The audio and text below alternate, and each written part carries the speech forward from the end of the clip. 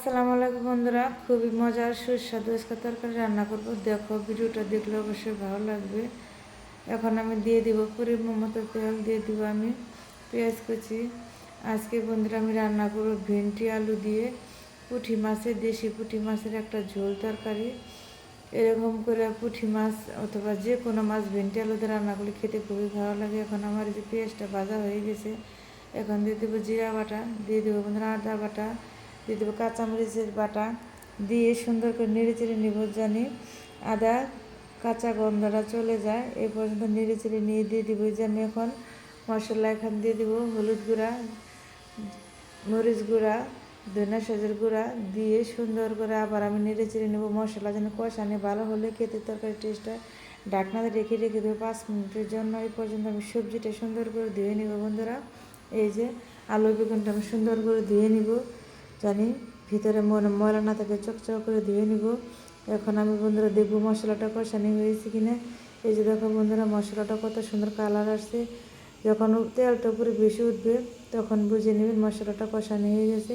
এই যে আমার মশলা কষানি হয়ে গেছে, দেখো তেলটা উপরে বেশি উঠছে। এখন দিয়ে দেবো সবজিটা, দিয়ে সুন্দর করে নেড়ে চেড়ে নেবো। দেখো কি কালার আসছে, ভিতর থেকে একটা সুন্দর একটা সুঘ্রাণ আসতেছে মশলা কষানির।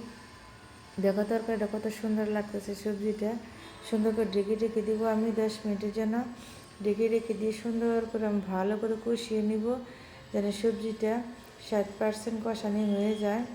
দেখো বন্ধুরা, নিচে যেন লেগে না যায়, আস্তে আস্তে আমি সুন্দর করে নেড়ে চেড়ে কষিয়ে নিব।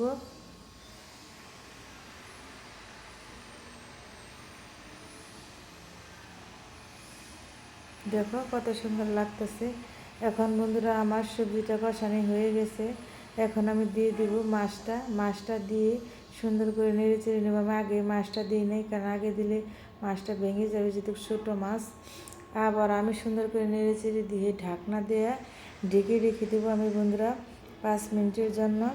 5 মিনিট পর দেখো যে বন্ধুরা আমার হয়ে গেছে কষানি। দিয়ে দেবো আমি ঝোলের পানিটা, পরিমাণ মতো, বেশি ঝোল দিব না। সুন্দর করে আমি নেড়ে চেড়ে নিব, যেন নিচে লেগে না যায়, সব মশলা জানি মাছ সবজির ভিতরে ঢুকে। সুন্দর করে নেড়ে চেড়ে দিয়ে তারপর আমি বন্ধুরা ঢেকে রেখে দিব 10 মিনিটের জন্য। 10 মিনিটের জন্য আমি ঢেকে রেখে দিয়ে দেখবো আমার তরকারিটা হয়েছে কিনা। দেখো বন্ধুরা, তরকারিটা কত সুন্দর হয়েছে।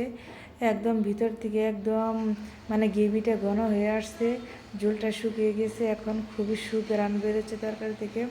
রান্নাটা এভাবে করলে বন্ধুরা ছোটো বড় সবাই আঙুল চেটে পুটে ভাত খাবে।